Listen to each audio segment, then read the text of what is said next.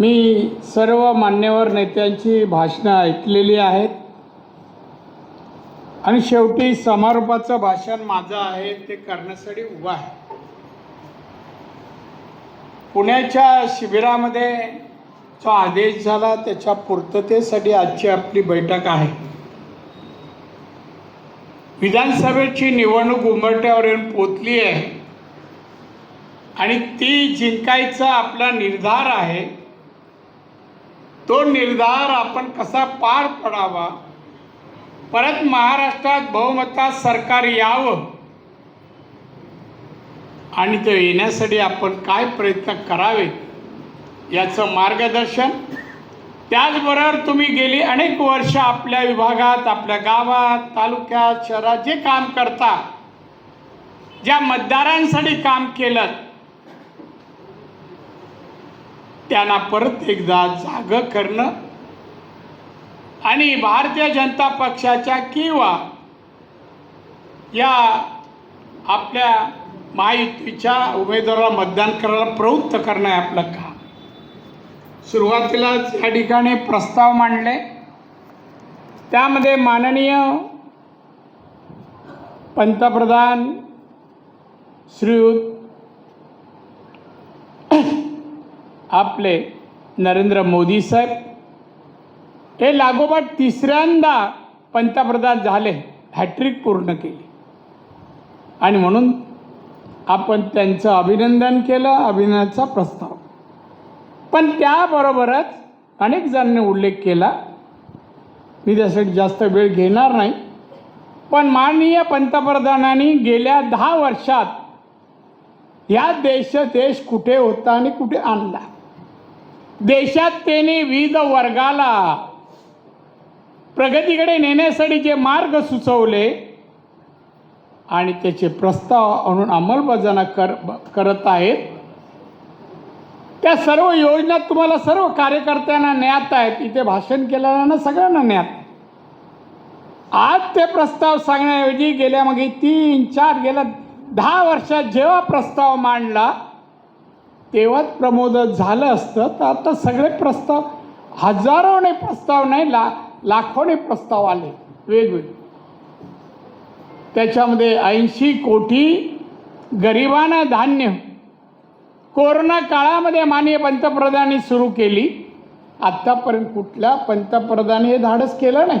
80 कोटी गरिबांना मोफत धान्य दिलं. आजही देत आहेत, पुढच्या 5 वर्षही देणार. आता त्यांनी जाहीर केलं 5 वर्ष पुढच्याही देणार. हे तुम्ही लोकांना सांगायला पाहिजे. और तुम्ही धान्य घेताय ना, हे मोदी देत आहेत, आमचा पक्षाचे प्रमुख आहेत, भाजप देत आहे, हे सांगणं आवश्यक आहे. आत्ता सांगून आत्ता किती पोचतील हा प्रश्न आहे. आपण समाजसेवक आहोत, आपण कोणी साहेब नाही. त्यामुळे मी अमुक आहे, मी अमुक होतो नाही. मी महाराष्ट्राचा मुख्यमंत्री, केंद्रीय मंत्री होतो तरी जनसेवक आहे, तरी समाजसेवक आहे. कोणी हेगडेवार वाचला नसेल, वाचा. समाजसेवक कशाला म्हणतात त्यांनी दिलंय त्याच्यात. समाजसेवक कसा आणि सोशल वर्करचा फरक पण सांगितला आहे. ऑफिस पण केलं आहे. महिन्यातून 2दा येणार. अचानक पदाधिकाऱ्याला बोला, ये रे बाबा काय पद आहे, हां काय करतो जरा सांग, काय कागद बिगद आहे, कुठे गेलेल्याचं भेटलेल्याची डायरी लिहिली पाहिजे. पदाधिकारी डायरी लिहाय, कुठे जातो, काय करतो, कोणाला शिवी घालतो, काय प्रेम देतो, कळलं पाहिजे ना आम्हाला. असे असले पाहिजे काय बांधून. मी पोस्टर लावण्यापासून वयाच्या 14 वर्षापासून सुरुवात केली. शिवसेनेला 1966 पोस्टर लावायची. तेव्हा मेनन विरुद्ध बर्वे त्या निवडणुकांना, तेव्हा मी 14 वर्षाचं.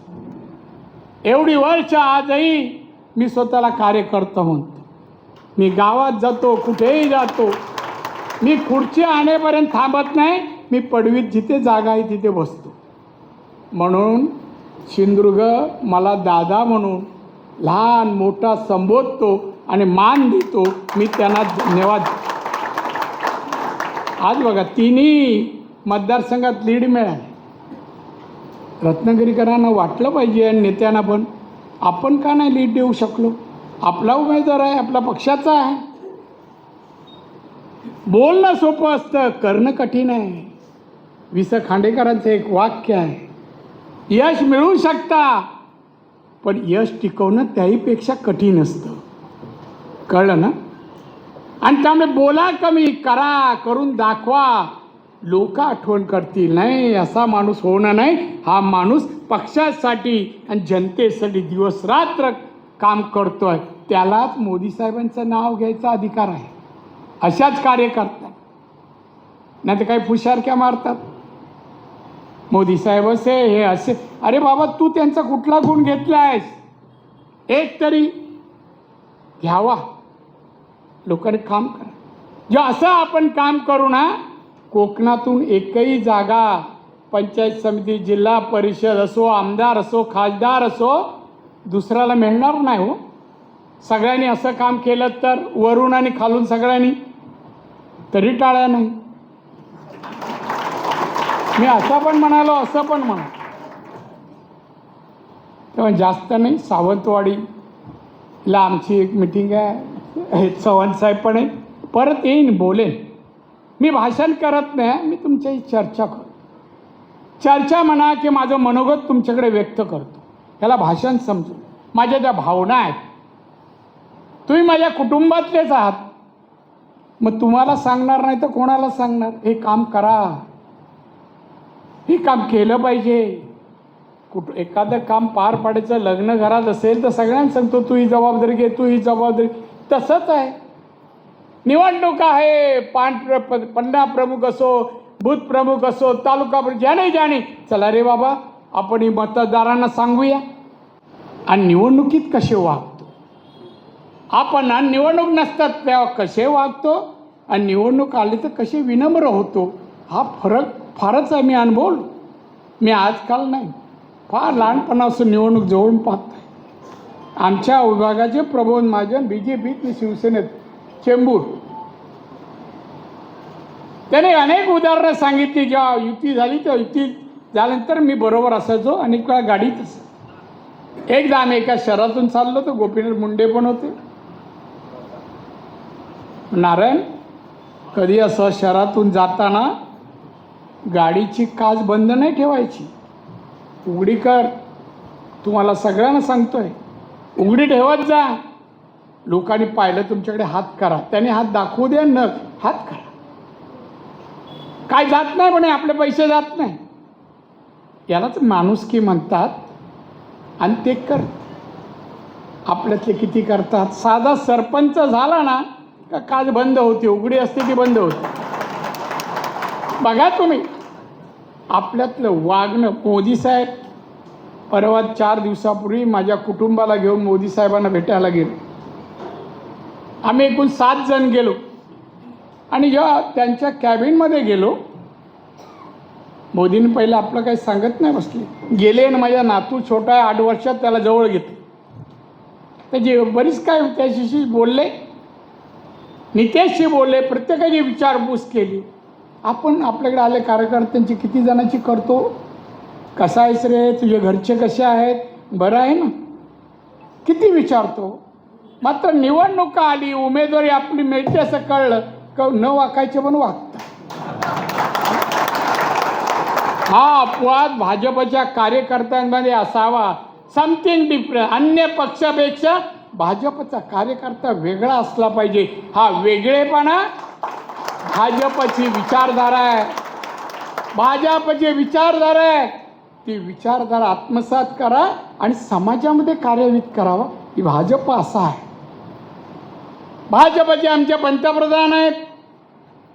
आज बघा महिलांसाठी किती योजना आणल्या, गॅस मुळे किती योजना आणल्या, महिला सक्षमीकरण, महिलांचं सबळीकरण. कोणतं क्षेत्र त्यांनी सोडलं? शेतकऱ्यांचं सोडलं, उद्योजकांचं सोडलं, बेकारांचं सोडलं, शिक्षण देणाऱ्यांचं, सगळ्या क्षेत्रात त्यांनी काम योजना आणल्या. आता काम आहे, जर कोणी पराभव होत असेल तर तो आपल्या चुकामुळे, त्या योजना लोकांपर्यंत गेल्या नाही म्हणून हे झालं. गेल्या असता तर लोक मध्यंतरी दिलं असतं, असं समजलं. प्रत्येकाने आत्मपरीक्षण करा. साहेब असे वागतात, आम्ही कसे वागतो? काय कठीण आहे आपल्याला? हक्काचे 2 उमेदवार आपण आज मागतोय. राजेंद्रांच्या सावताने ज्या भाषेत मागितले ठणकावून मिळालेच पाहिजे, आमचा प्रस्ताव आहे भाजपचा, असं सांगा. सावंत बरोबर आहे की नाही? हां, आता नाही बरोबर ना, रागवू नका कोणी असं. आणि आता एवढी रिस्क घेऊ नका, निखारा बिखारा वाहून न्यायचं असं काय कर.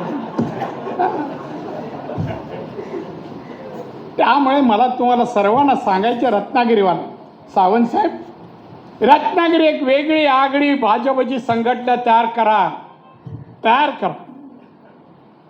निष्ठा, प्रामाणिकपणा, पक्षाची विचारधारा आत्मसात केलेले असे लोक असले पाहिजे. वाघ साहेब तुमच्या समोर बोलले, अहो छत्रपती शिवाजी महाराजांचं नाव आणि हार घालायचा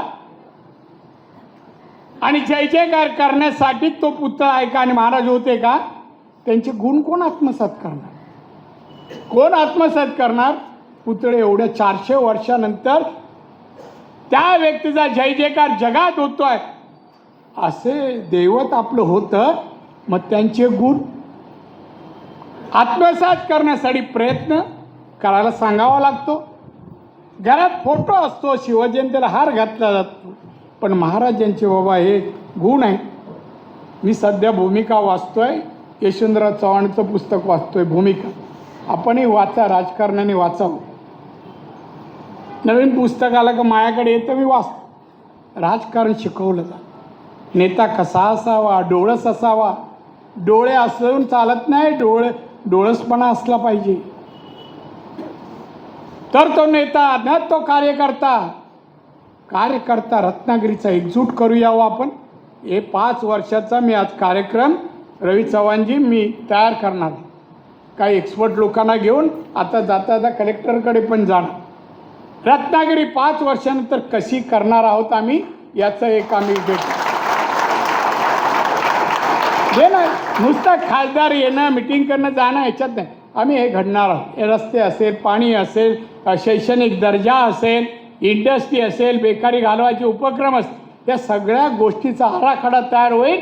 आणि तसं एकेकाच्या मागेला रस्ते, चल रवी बस, याच्यातले किती रस्ते यावर्षी, पुढच्या 5 वर्ष रवीला आम्ही आराखडा मागू. काय समोर आहे म्हणून टाळ्या पण पडत नाही तुमच्या. तो हसत खेळत देईल, पण मागणारे हसत यायला पाहिजे ना हो. मग तर चला, तुम्ही आपली हे आता निवडणुका हे जेव्हा कार्यक्रम दिला ना, कामाला लागाव. असं नाही की निवडणुका आल्या म्हणून. आणि जिथे जेव्हा मोदी, अमित शहाजी, देवेंद्र कोणी बोललं ना, निषेध रत्नागिरीत व्हायला पाहिजे, रस्त्यावर येऊन व्हायला पाहिजे. काल परवा मी एक कोणाचं तरी कोणी म्हणाला मिटक्या काय तो आहे ना अजित पवारचा आमदार, तो काहीतरी बोलला आव्हाडांबद्दल. ती एक महिला पहिली रस्त्यावर आली, तिने एक त्याचा फोटो लावला आणि चप्पल काढून ती मारत होती. टीव्हीवाले येईपर्यंत मारत होती, चॅनलवाले. एक बाई तिने गाव जमा करत नाही बसली, अजून कोण येतात का नाही पाहिलं, तिने निषेध केला. काही का असे ना, ह्याला धाडस, याला प्रामाणिकपणा, पक्षाची एकनिष्ठा ही दिसून येते हो, दिसून येते. चला, आपल्याला जातीपाती धर्माचं राजकारण करायचं नाही. सलोखा, एक ट्विट पण त्याच्या अगोदर 15 दिवसापूर्वी केलं. सलोखा, आरक्षण आम्ही ठरवलंय, आरक्षण मराठ्यांना द्यायचं. कोणाचं ओबीसीचं काढून नाही, धनगरांचं काढून नाही, कुठल्या धर्म जातीचं आरक्षण न काढता भारतीय संविधानाच्या 15(4) आणि 16(4) प्रमाणे अधिकचं आरक्षण द्यावं, ही आमची संसदीय मागणी आहे. बसणारी संसदी त्याप्रमाणे ज्याप्रमाणे कर्नाटकला मिळालंय, तामिळनाडूनं घेतलंय, हरियाणाने घेतलंय, 4-5 राज्यांनी घेतलंय ना. 70% आरक्षण मिळालंय. आपल्याकडे मर्यादा 52वर आपण थांबलो. ते आम्ही बघू, कायदेशीर लढाई. पण आपण आत्ता निवडणुकीत अन्य वेळेस जातपात नाही हो. माझ्या मुस्लिम बांधवांना सांगायची इच्छा आहे माझी, ते तर मित्र आहेत माझे. हे जे उद्धव ठाकरेचं राजकारण आहे ना, हा स्वार्थी माणूस आहे, हा सायकिक माणूस आहे. मी त्याला ओळखतो. मी 39 वर्ष शिवसेनेत होतो. तो ना भावांचा झाला ना कोणाचा झाला. साहेबांबद्दल बोलणार नाही झाला की नाही, मी जवळून पाहतो. तुम्ही मातोश्री 7:30ला BST चेअरमन ते मुख्यमंत्री आणि इथून निघेपर्यंत एवढी वर्ष 7:30ला माझी हजेरी असे. मी जायचो साहेबांनी. एवढ्या गर्व त्यावेळी मी पाहायचो याची वागणूक. हा कोणाला चांगलं म्हणणार नाही. एखादी गाडी घेऊन तुम्ही जर गेलात, आतमध्ये गेला, भेटलात, मी असं इकडून हा का हो गाडी घेतलात तुम्ही, हा नवीन गाडी, अच्छा तुम्ही गेलात काय दुसरं कुठून आणले पैसे, हा करतो काय, तुला काय करायचं आहे. माझी एक सवय होती शिवसेनेत, नवीन काय घेतलं जायचो, उद्धवजी चला बघा माझी गाडी आहे पहिलंच सांगायचं, नंतर मागे बोलण्याविषयी पण माझ्याशी का माझ्याबद्दल का बोल. पण तुम्ही त्याच्या बोलण्यात येऊ नका. या निवडणुकीला बूथ आणि बूथ आम्ही चेक केलं. गुणगोविंदाने कोकणात आपण राहतो. मी जातपातीचा उल्लेख करणं, आपण राहतो, सण एकत्र साजरे करतो. मी या वेळेला बिर्याणी खायला ईदला माझ्या मित्राकडे अभितकडे गेलो. तो अभित आपल्या एकनाथ शिंदेच्या पक्षाचा आहे.